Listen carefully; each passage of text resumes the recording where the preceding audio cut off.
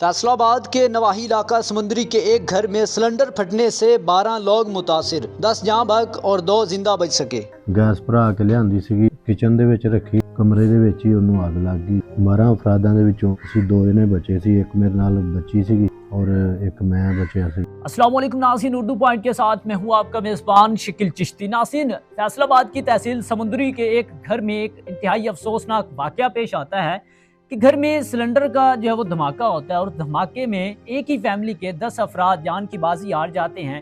उनमें 2 अफराद बचते हैं जिनमें एक ये नौजवान भी है। ये इनसे जानते हैं कि इनकी फैमिली जो ख़त्म हो जाती है, ये कैसे हादसा पेश आता है, सिलेंडर को आग कैसे लगती है। ਬਈ ਗੈਸ ਵਾਲਾ ਸਿਲੰਡਰ ਸੀਗਾ ਘਰੇਲੂ, ਗੈਸ ਭਰਾ ਕੇ ਲਿਆਂਦੀ ਸੀਗੀ ਤੇ ਕਿਚਨ ਦੇ ਵਿੱਚ ਰੱਖੀ ਜੀ। ਤੇ ਕਿਚਨ ਦੇ ਵਿੱਚ ਗੈਸ ਸਿਲੰਡਰ ਉਹਦੀ ਉੱਪਰਲਾ ਨੋਜ਼ਲ ਖੁੱਲ ਗਈ ਜੀ ਜੀ। ਤੇ ਉਸ ਤੋਂ ਬਾਅਦ ਕਮਰੇ ਦੇ ਵਿੱਚ ਹੀ ਉਹਨੂੰ ਅੱਗ ਲੱਗ ਗਈ। ਥੋੜੀ ਦੇਰ ਬਾਅਦ ਪਹਿਲੇ ਗੈਸ ਜਿਹੜੀ ਆ ਇੰਜੀ ਕਮਰੇ ਦੇ ਵਿੱਚ ਸੀਗੀ, ਕੋਈ ਧਮਾਕਾ ਕੋਈ ਚੀਜ਼ ਨਹੀਂ ਸੀ ਜੀ ਜੀ। ਫਿਰ ਕੋਈ ਸਰਕਟ ਸ਼ਾਰਟ ਹੋਇਆ ਜਾਂ ਕਿਸੇ ਵਜ੍ਹਾ ਤੋਂ ਉਸਨੇ ਅੱਗ ਲੱਗ ਗਈ ਜੀ ਜੀ। ਤੇ ਜਿਹੜਾ ਕਿਚਨ ਸੀਗਾ ਉਹ ਫਟ ਗਿਆ, ਉੱਪਰੋਂ ਦੀਵਾਰ ਉਹਦੀ ਡਿੱਗ ਗਈ ਤੇ ਦੀਵਾਰ ਡਿੱਗੀ। ਜਿਸ ਟਾਈਮ ਅੱਗ ਬਾਹਰ ਆਈ ਜੀ, ਅਸੀਂ ਬਾਹਰ ਜਾਨੀ ਕਿ ਜਿੰਨੇ ਆਦਮੀ ਬਾਹਰ ਖੜੇ ਸੀਗੇ ਜੀ ਜੀ, ਉਹਨਾਂ ਨੂੰ ਅੱਗ ਪੈ ਗਈ। ਤੇ ਜਿਵੇਂ ਜਿਵੇਂ ਜਿਸ ਨੂੰ ਅੱਗ ਪਈ ਆ ਜੀ ਤੇ ਉਵੇਂ ਉਵੇਂ ਉਹ ਜਲੀ ਗਿਆ। ਅੱਛਾ। ਤੇ ਉਹਨਾਂ ਦੇ ਵਿੱਚੋਂ ਅਸੀਂ 12 ਅਫਰਾਦ ਸੀਗੇ ਜੀ।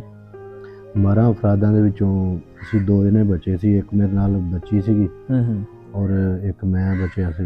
ये वाकया कब पेश आता है, कितना पहले का ये वाकया है?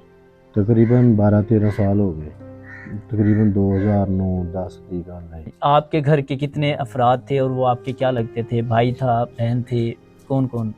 ਸਾਡੇ ਮੇਰਾ ਇੱਕ ਭਾਈ ਸੀਗਾ ਜੀ, जी। ਇੱਕ ਮੇਰੇ ਚਾਚਾ ਜੀ ਸੀਗੇ, ਇੱਕ ਚਾਚਾ ਜੀ ਦਾ ਬੇਟਾ ਸੀਗਾ, अच्छा ਇੱਕ ਮੇਰੇ ਤਾਇਆ ਜੀ ਦਾ ਬੇਟਾ ਸੀਗਾ, जी ਇੱਕ ਮੇਰੇ ਬਹਿਨੋਈ ਸੀਗਾ ਮੇਰਾ, जी। ਇੱਕ ਬਹਿਨੋਈ ਦਾ ਬੇਟਾ ਸੀ, फिर एक भैन दी बेटी सीगी। जैसे ही मतलब एक की डेथ होती थी वो गांव में लेके आते थे, कोहराम मच जाता था तो एक को दफन करके हटते थे पीछे, तो दूसरे की डेड बॉडी आ जाती थी, फिर उसका जनाजा पढ़ाते थे, ऐसा होता था? ऐसे ही था जी। एक डेड बॉडी घर पई आ जी ते मगरों फोन आ ਜਾਂਦਾ ਸੀਗਾ ਤੇ ਦੂਸਰਾ ਫੋਟ ਹੋ ਗਿਆ। 5-6 ਦਿਨ ਦੇ ਵਿੱਚ ਅਸੀਂ ਨਾ ਸਾਰੇ ਫੋਟ ਹੋ ਗਏ ਸਾਡੇ।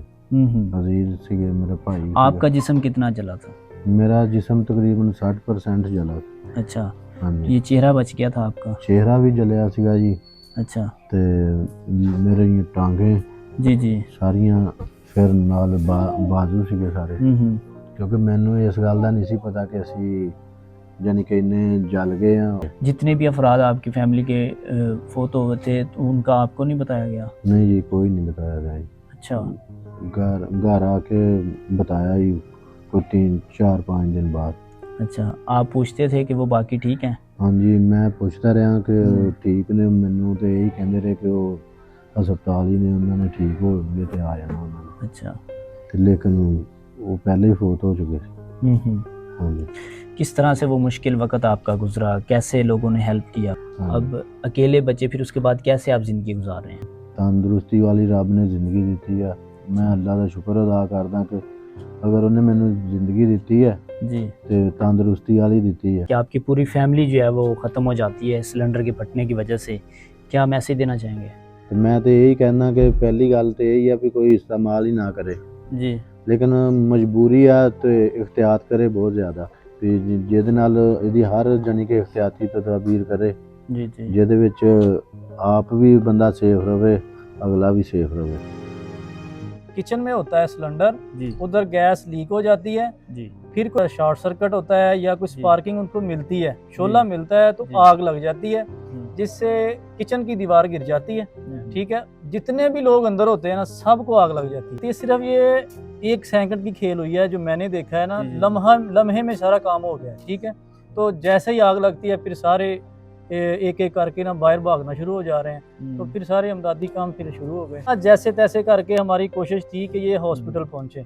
तो 1122 भी आई थी तो, लेकिन उससे पहले हम ले जा चुके थे सिविल हॉस्पिटल समुंदरी। तो जब उनकी डेथ हुई थी तब क्या आलम था गाँव?